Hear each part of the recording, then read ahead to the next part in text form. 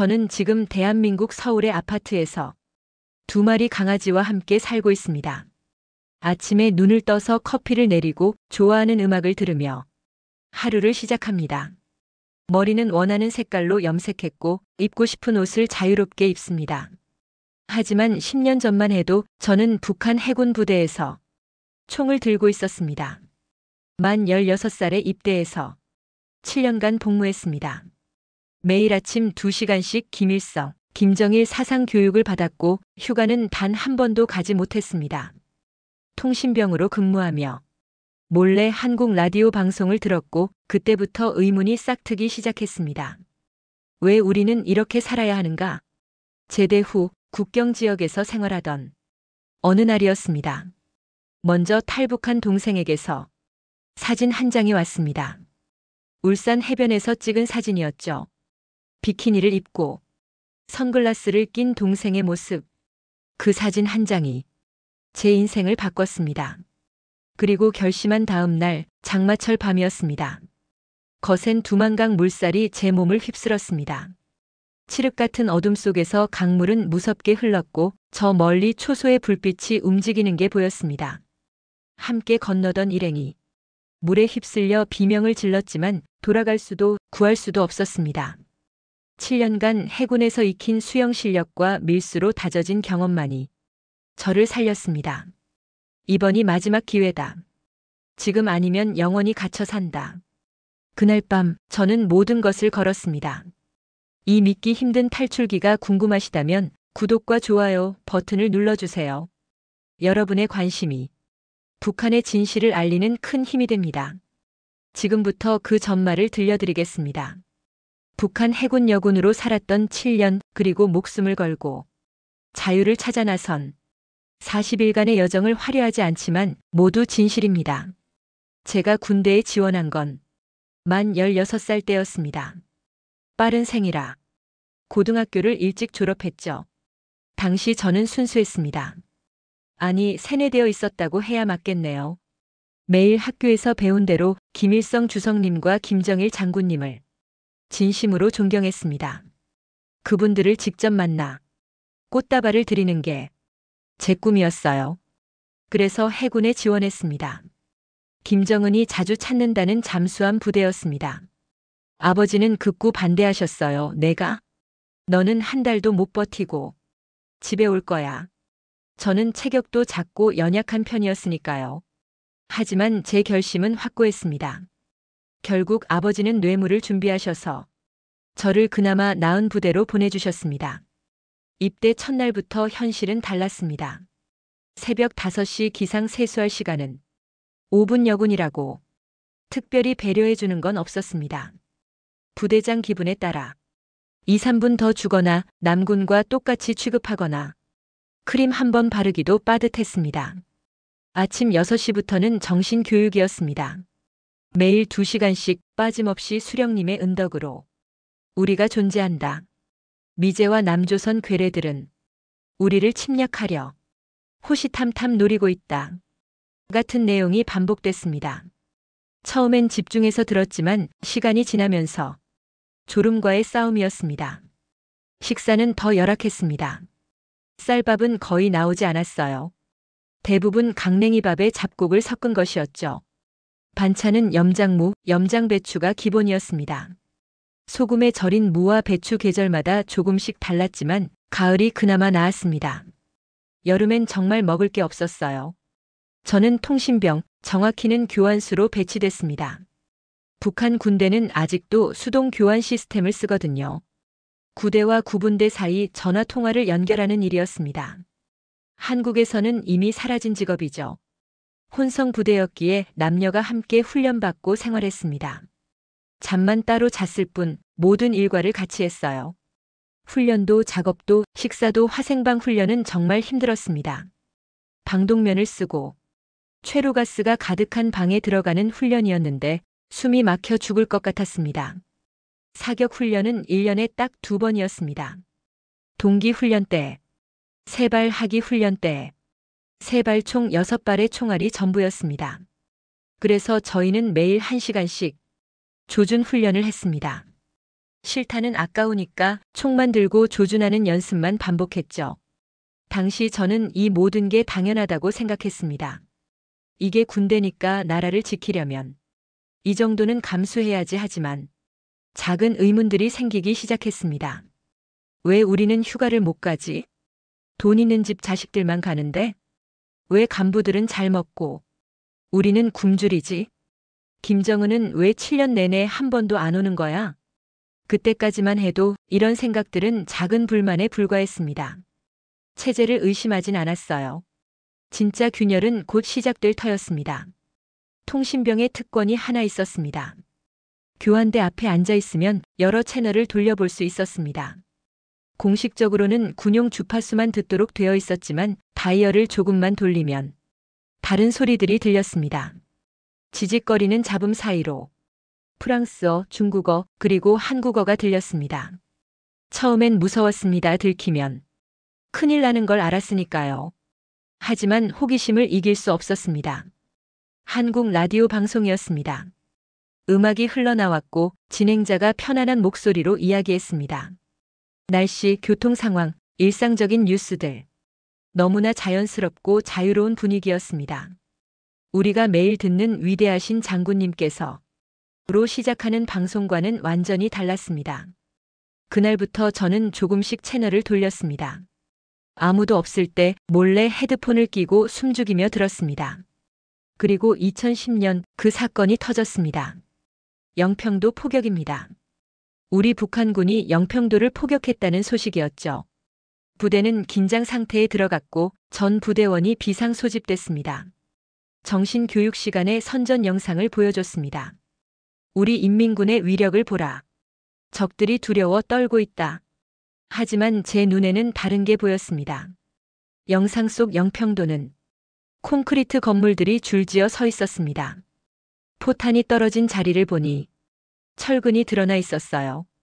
구멍은 작았습니다. 건물이 튼튼했다는 뜻이었죠. 그리고 주민들이 대피하는 모습, 동사무소 건물, 도로 포장 상태. 모든 게 우리보다 나아 보였습니다. 왜 적국인데 저렇게 잘 사는 거지? 그날 밤 저는 또 채널을 돌렸습니다. 한국 방송에서는 영평도 소식을 전하고 있었습니다. 분노하는 목소리도 있었지만 놀랍게도 침착했습니다. 비상 상황인데도 방송은 계속됐고 사람들은 일상을 유지하고 있었습니다. 전쟁이 나도 저렇게 여유가 있다고. 더 충격적인 건 또 있었습니다. 정신교육 시간에 미국 이야기를 들었습니다. 미제 대통령 오바마가 라는 말에 저는 멈칫했습니다. 오바마? 대통령이 흑인이라고. 제가 알던 미국 대통령 이름은 전부 마이클, 존, 제임스 같은 백인 이름이었습니다. 책에서도 교육에서도 그렇게 배웠으니까요. 그런데 오바마라는 이름을 가진 흑인이 미국 대통령이 됐다는 겁니다. 억압받는다던 흑인이 대통령이 될 수 있는 나라. 의문은 꼬리에 꼬리를 물었습니다. 우리는 16발의 총알로 훈련합니다. 한국군은 수백 발을 쏜다고 들었습니다. 우리는 나무 총대를 쓰고 그들은 첨단 조준경을 답니다. 우리는 고속도로가 2개뿐이지만 영상 속 한국은 도로가 그물처럼 깔려 있었습니다. 재래식 무기로 어떻게 이기지? 이런 생각을 하는 것만으로도 위험했습니다. 발각되면 정치범 수용 소행이었습니다. 그래서 저는 아무에게도 말하지 않았습니다. 그저 속으로만 담아뒀습니다. 밤마다 헤드폰을 끼고 금지된 주파수를 돌리며 진실을 조금씩 마주했습니다. 균열은 이미 시작되고 있었습니다. 7년간의 군 복무를 마치고 제대했습니다. 20대 중반이었죠. 고향으로 돌아와 외화벌이 사업소에 취직했습니다. 북한에서는 무역회사를 이렇게 부릅니다. 국경 지역이다 보니 중국과의 밀수가 주 업무였어요. 불법이지만 먹고 살려면 모두가 하는 일이었습니다. 뇌물만 잘 챙기면 문제 없었습니다. 그러던 어느 날 어머니와 동생이 제게 조심스럽게 말을 꺼냈습니다. 우리 한국 갈 생각이야. 저는 당황했습니다. 군대를 다녀왔고 당원이었고 나름 안정적인 직장이 있었습니다. 위험을 무릅쓸 이유가 없다고 생각했죠. 나는 안 갈래. 어머니와 동생은 먼저 떠났습니다. 저는 홀로 남았습니다. 몇 달 후 중국 거래처를 만나러 국경을 넘었습니다. 밀수꾼들은 자유롭게 오갔으니까요. 그곳에서 동생에게 전화를 걸었습니다. 북한에서는 도청 위험이 있지만 중국에서는 안전했습니다. 언니, 우리 하나원 졸업했어. 울산에 집도 받았어. 동생의 목소리는 밝았습니다. 그리고 사진을 보내왔습니다. 휴대폰 화면을 보는 순간 심장이 멎는 줄 알았습니다. 울산 해변이었습니다. 파란 하늘, 푸른 바다. 그리고 그 앞에서 환하게 웃고 있는 어머니와 동생. 동생은 노란색으로 머리를 염색했고 선글라스를 끼고 비키니를 입고 있었습니다. 북한에서는 상상도 못할 모습이었습니다. 장발은 단속 대상이었고 염색은 자본주의 날라리 풍이라며 잡혀갔습니다. 노출이 심한 옷을 입으면 비사회주의 행위로 처벌받았습니다. 저는 항상 머리를 기르고 싶었고 예쁜 옷을 입고 싶었습니다. 하지만 감히 꿈도 꾸지 못했던 일들이었습니다. 그 사진 한 장이 전부를 말해주고 있었습니다. 자유롭게 살 수 있는 곳이 있구나. 집으로 돌아온 후에도 그 사진이 머릿속에서 떠나지 않았습니다. 밤마다 그 사진을 들여다봤습니다. 점점 더 북한에서의 삶이 답답하게 느껴졌습니다. 아침마다 머리를 묶으며 단속을 피하려 조심하며 하고 싶은 말을 삼키며 사는 게 지겨워졌습니다. 나도 저렇게 살고 싶다. 그런데 시간이 없었습니다. 국경 전 지역에 철조망 공사가 시작됐습니다. 탈북자가 너무 많이 나오자 김정은의 지시로 고압 전류가 흐르는 철책을 설치한다는 소문이었습니다. 매일 공사가 진행됐습니다. 어제 구덩이였던 곳에 오늘은 기둥이 서 있었습니다. 지금 아니면 영원히 못 간다. 그 생각이 들자 더 이상 망설일 수 없었습니다. 마침 저와 함께 탈북하고 싶어 하던 지인이 있었습니다.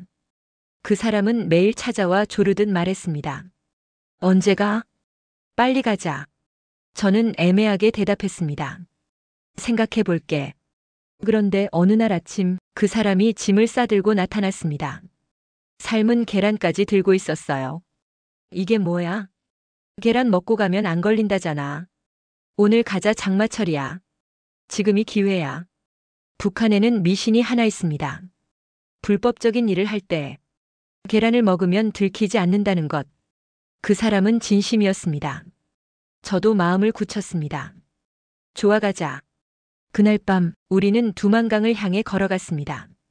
장마철 밤이었습니다. 비가 억수같이 쏟아졌습니다. 우리는 국경마을 뒷산으로 올라갔습니다. 평소에도 밀수로 드나들던 길이었지만 오늘은 달랐습니다. 오늘은 다시 돌아오지 않을 길이었습니다. 보초병들이 초소에 들어가 있을 거야. 비 오는 날은 근무를 대충 서거든. 우리는 경험이 있었습니다. 몇 년간 밀수를 하며 국경을 수없이 넘나들었으니까요. 초소 위치, 순찰 시간, 사각지대 모두 파악하고 있었습니다. 하지만 심장은 미친 듯이 뛰었습니다. 산을 내려가 강변에 도착했습니다. 두만강이 눈앞에 있었습니다. 장마철이라 물이 불어 있었어요. 평소보다 훨씬 거세게 흐르고 있었습니다. 칠흑 같은 어둠 속에서 강물 소리만 요란했습니다. 지금 건너야 해주저 하면 못 건너 저 멀리 초소의 불빛이 보였습니다. 순찰병이 움직이는 것 같았습니다. 저희를 발견하면 총을 쏠 겁니다. 망설임 없이 자아간다. 물속으로 뛰어들었습니다. 순간 온몸이 얼어붙는 것 같았습니다. 장마로 흘러내린 계곡물이 섞여 강물은 차디찼습니다. 하지만 멈출 수 없었습니다. 강은 생각보다 깊었고 물살은 거셌습니다. 똑바로 건너려고 하지 마. 물살 따라 비스듬하게. 밀수할 때 배운 요령이었습니다. 직선으로 건너려 하면 물살에 휩쓸려 넘어집니다. 물살의 방향을 따라 천천히 비스듬히 건너야 합니다. 7년간 해군에서 익힌 수영 실력이 여기서 빛을 발했습니다. 하지만 함께 가던 일행이 비명을 질렀습니다. 으악! 물에 빠졌습니다. 강물에 휩쓸려 내려가고 있었어요. 손을 뻗었지만 닿지 않았습니다. 돌아가서 구할 수도 없었습니다. 그 순간 초소에서 불빛이 움직였습니다. 발각되면 둘 다 죽는다. 저는 계속 헤엄쳤습니다. 죄책감이 밀려왔지만 선택의 여지가 없었습니다. 살아남아야 했습니다. 강 중간쯤 왔을 때 초소에서 큰 소리가 들렸습니다. 거기 누구냐? 발각된 겁니다. 순찰병이 손전등을 비췄습니다. 빛이 물 위를 훑었습니다. 저는 숨을 참고 물속에 머리를 박았습니다. 심장이 터질 것 같았습니다. 착! 총소리였습니다. 하지만 어디로 쏘는지 알 수 없었습니다. 그냥 위협 사격인지 정말 우리를 조준한 건지 저는 미친 듯이 헤엄쳤습니다. 팔과 다리가 저릿저릿했지만 멈출 수 없었습니다. 조금만 더 그때 발이 땅에 닿았습니다. 중국 땅이었습니다. 기어서라도 강둑으로 올라갔습니다. 온몸이 떨렸습니다. 추위 때문인지 공포 때문인지 알 수 없었습니다. 뒤돌아보니 북한 쪽 초소에서 여전히 불빛이 움직이고 있었습니다. 하지만 이제 강 건너편이었습니다. 그들은 더 이상 저를 잡을 수 없었습니다. 넘어왔다. 진짜 넘어왔어. 하지만 안도할 겨를이 없었습니다. 중국 공안에 잡히면 북송됩니다. 다시 북한으로 보내지는 거죠. 그럼 정치범 수용소로 직행입니다. 탈북은 중범죄니까요. 저는 젖은 옷을 짜내며 산속으로 숨어들었습니다. 휴대폰을 꺼내 동생에게 전화를 걸었습니다. 나 중국이야. 브로커 좀 연결해줘. 새로운 도피가 시작되는 순간이었습니다. 중국 땅을 밟았을 때 저는 자유를 얻었다고 생각했습니다. 하지만 그건 착각이었습니다. 동생이 연결해준 브로커를 만나기까지 이틀을 산속에 숨어 지냈습니다. 낮에는 움직일 수 없었어요. 중국 공안이 순찰을 돌기 때문입니다. 밤에만 조금씩 이동했습니다. 배는 고팠지만 음식을 구할 수 없었습니다. 가게에 들어갈 수도 없었어요. 말투만 들어도 북한 사람인 게 티가 나니까요. 저는 산속 계곡물을 마시며 버텼습니다. 드디어 브로커가 왔습니다. 여기서 한 달 정도 숨어 있어야 해. 서류 만들고 루트 짜는데 시간 걸려. 중국 동북부의 한 조선족 마을이었습니다. 브로커가 마련해준 낡은 집의 방 한 칸, 그곳이 제 은신처였습니다. 창문에는 신문지를 붙였습니다. 밖에서 안을 보지 못하게. 절대 밖에 나가지 마. 소리도 내지 말고. 공안 순찰 돌아 하루하루가 공포였습니다. 발소리만 들려도 가슴이 철렁했습니다. 공안인가? 신고당한 건가? 밤에는 잠을 제대로 잘 수 없었습니다. 북송되는 악몽을 꾸었습니다. 북한으로 끌려가 수용소로 가는 꿈. 중국은 탈북자를 난민으로 인정하지 않습니다. 불법 입국자로 간주해 북한으로 돌려보냅니다. 탈북자를 숨겨주다 적발되면 중국인도 처벌받기 때문에 돈을 받지 않고 도와주는 사람은 거의 없었습니다. 한 달 후 브로커가 다시 나타났습니다. 이제 움직여야 해. 베트남으로 간다. 가짜 신분증을 받았습니다. 중국 조선족 여자로 둔갑한 거죠. 사진만 제 것이고 나머지는 전부 타인의 정보였습니다. 공안이 검문하면 절대 말하지 마. 내가 다 처리할 테니까. 버스를 타고 남쪽으로 내려갔습니다. 몇십 시간을 달렸습니다. 검문소가 나타날 때마다 심장이 멎는 줄 알았습니다. 공안이 버스에 올라와 신분증을 검사했습니다. 제 차례가 왔을 때 손이 떨렸습니다. 공안이 신분증을 보더니 제 얼굴을 쳐다봤습니다. 영원처럼 긴 침묵이었습니다. 브로커가 재빨리 중국어로 뭔가 말했습니다. 저는 한마디도 알아들을 수 없었지만 웃는 척했습니다. 공안이 신분증을 돌려줬습니다. 숨이 턱까지 차올랐습니다. 중국과 베트남 국경에 도착했습니다. 이번에는 산길을 걸어서 넘어야 했습니다. 밤새 걸었습니다. 다리가 후들거렸지만 쉴 수 없었습니다. 빨리 걸어. 국경 경비 교대 시간 전에 넘어가야 해. 베트남 땅에 들어섰을 때 다시 한번 안도의 한숨을 쉬었습니다. 하지만 여정은 아직 끝나지 않았습니다. 베트남에서 라오스까지 또다시 긴 이동이 이어졌습니다. 트럭 짐칸에 숨어 국경을 넘기도 했습니다. 정글 속 오솔길을 따라 밤새 걸어가기도 했습니다. 언제쯤 도착해요? 조금만 더 라오스 가면 한국 대사관 있어. 거기까지만 가면 돼 하지만 브로커를 온전히 믿을 수도 없었습니다. 탈북자를 속여 인신매매하는 브로커들도 있다는 얘기를 들었습니다. 중국 농촌에 팔아넘기거나 돈을 더 요구하며 협박하는 경우도 있다고요. 내 동생이 보낸 사람이니까 괜찮겠지. 스스로를 다독이며 버텼습니다. 40일이 지났습니다. 드디어 라오스 한국 대사관 앞에 섰습니다. 태극기가 펄럭이고 있었습니다. 그 순간 눈물이 쏟아졌습니다. 다 왔구나. 이제 살았어. 대사관 문을 열고 들어서는 순간 비로소 숨을 쉴 수 있었습니다. 라오스 한국 대사관에 들어섰을 때 저는 살았다고 생각했습니다. 하지만 여정은 아직 끝나지 않았습니다. 대사관 직원이 저를 맞이했습니다. 한국말이었습니다. 정말 오랜만에 듣는 남한 억양이었어요. 군대에서 몰래 라디오로만 듣던 그 말투. 여기 앉으세요. 신원 확인이 필요합니다. 조사가 시작됐습니다. 이름, 출신지, 탈북 경로, 가족관계 하나하나 답했습니다. 그리고 기다렸습니다. 국정원에서 신원 조회를 한다고 했습니다. 진짜 탈북자인지 북한 공작원은 아닌지 확인하는 절차였습니다. 대사관 내 임시 숙소에서 지냈습니다. 방 한 칸에 침대와 책상이 전부였지만 그동안의 여정에 비하면 천국이었습니다. 문을 잠글 수 있었고 뜨거운 물로 샤워할 수 있었고 걱정 없이 잠들 수 있었습니다. 하지만 불안은 가시지 않았습니다. 혹시 문제가 생기면 어쩌지? 신원 확인이 안 되면? 북한에서는 제가 해군 출신이었습니다. 혹시 간첩으로 의심받으면? 그런 생각이 들자 잠이 오지 않았습니다. 일주일쯤 지났을 때 직원이 불렀습니다. 한국 가실 수 있습니다. 비행기 표 끊었어요. 그 말을 듣는 순간 무릎에 힘이 풀렸습니다. 정말요? 진짜 갈 수 있어요? 네, 며칠 후 출발합니다. 울컥 눈물이 났습니다. 두만강을 건넌 그날부터 40일 공포와 불안 속에서 버텨온 시간이 주마등처럼 스쳐 지나갔습니다. 출발 전날 밤 잠을 이룰 수 없었습니다. 한국은 어떤 곳일까?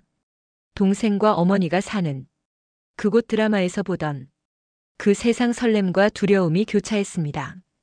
과연 저는 그곳에서 잘 살 수 있을까? 말투도 다르고 모르는 게 천지인데. 하지만 돌아갈 곳은 없었습니다. 드디어 출발 날이었습니다.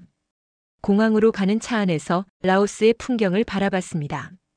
이곳도 제게는 낯선 땅이었지만 한국은 더 낯설 겁니다. 하지만 자유로운 땅이었습니다. 비행기에 탔습니다. 평생 처음 타보는 비행기였습니다. 엔진 소리가 커지더니 기체가 떠올랐습니다. 창밖으로 땅이 멀어졌습니다. 구름 위로 올라갔습니다. 신기했습니다. 하늘을 날고 있다니. 지금 북한 상공을 지나가고 있을까? 창밖을 내다봤습니다.